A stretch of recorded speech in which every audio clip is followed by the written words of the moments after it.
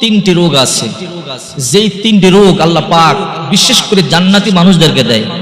হাদিসে এসেছে এই তিনটি রোগ যার বেশি বেশি হবে সে জান্নাতি। সুবহানাল্লাহ।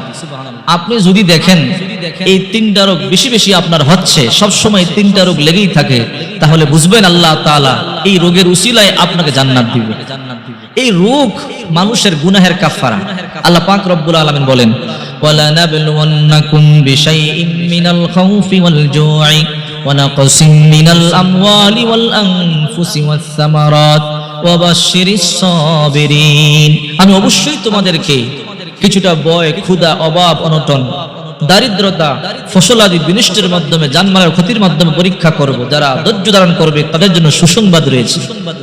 বিশ্বনবী মুহাম্মদ সাল্লাল্লাহু আলাইহি ওয়াসাল্লাম বলেন, যদি কোনো ব্যক্তি অসুস্থ হয় আর ধৈর্য ধারণ করে, আল্লাহর উপরে ভরসা করে একটা রাত অতিক্রম করে, আল্লাহর হাবিব বলেন আল্লাহ তাআলা ওই ব্যক্তির গুনাহগুলোকে maaf করে দেয়।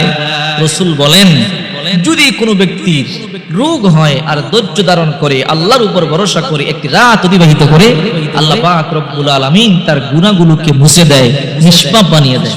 মুসা নবী আল্লাহকে বলে, আল্লাহ যদি আমি আল্লাহ হইতাম, আপনি নবী হইতেন, আমার কাছে কি চাইতেন?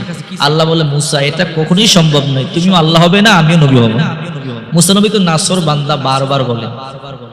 এবার আল্লাহ পাক বলে, মুসা তুমি কি বুঝাতে চাচ্ছ আমি বুঝেছি, নিয়ামতের মধ্যে সবচেয়ে শ্রেষ্ঠ নিয়ামত হলো সুস্থতা।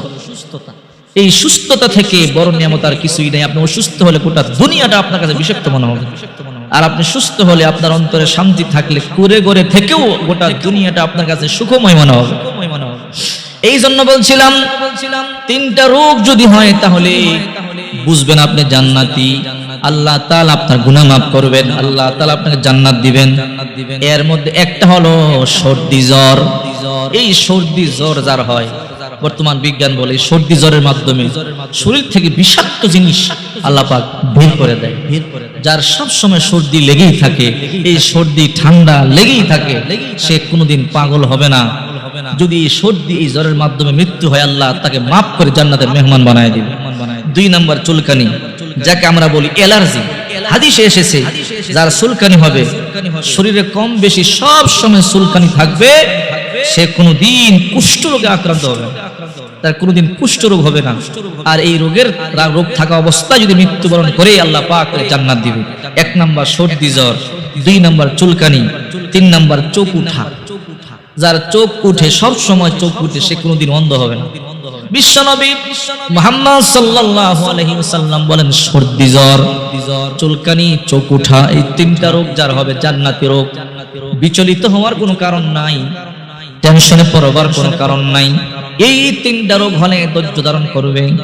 আল্লাহ পাক বলেন, ইন্নাল্লাহা মা'আস সাবিরিন, ধৈর্যশীলদের সাথে আমি আছি।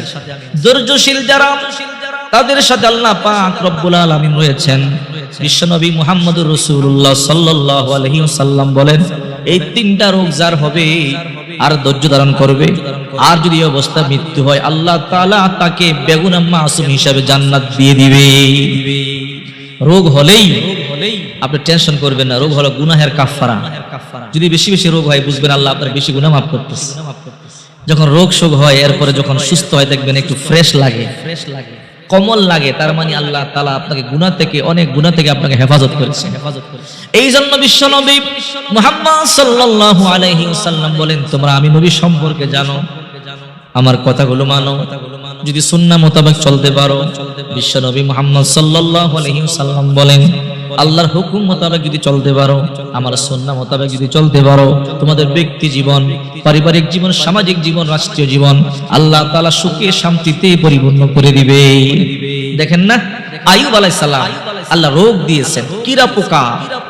1 দিন নয়, 2 দিন নয়, 18 বছর পর্যন্ত কিরা পোকা কেটেছিল।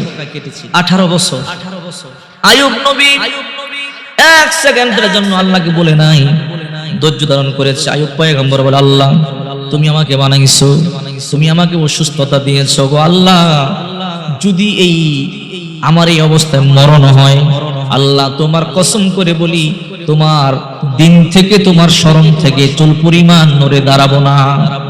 18 বছর আল্লাহ পরীক্ষা করলেন। 18 বছর পরে আল্লাহ তাআলা পরীক্ষা পাশ করলেন। আল্লাহ তাআলা পরীক্ষায় পাশ করার পরে 18 বছর পরে যখন আইয়ুব আলাইহিস সালাম পরীক্ষায় পাশ করলেন, আল্লাহ পাক রব্বুল আলামিন তাকে এমন নিয়ামত দিবেন। আইয়ুব আলাইহিস সালাম ছিল বৃদ্ধ, তাকে যুবক বানায় দিয়েছে, তার বিবিকে যুবতী বানায় দিয়েছে। আল্লাহ তাআলা আগের সব সম্পদ, নিয়ামত, সন্তান সব ফিরায় দিয়েছে। এই জন্য সর্বক্ষমতার মালিক আল্লাহ, আল্লাহর উপর ভরসা করবেন। এই 3টা রোগ হলে টেনশন করবেন না, ধৈর্য ধারণ করবেন। আল্লাহ তাআলা 3টা রোগের মাধ্যমে আপনার ইজ্জত বাড়াবে, সম্মান বাড়াবে, মুসিবত থেকে বাঁচাবে।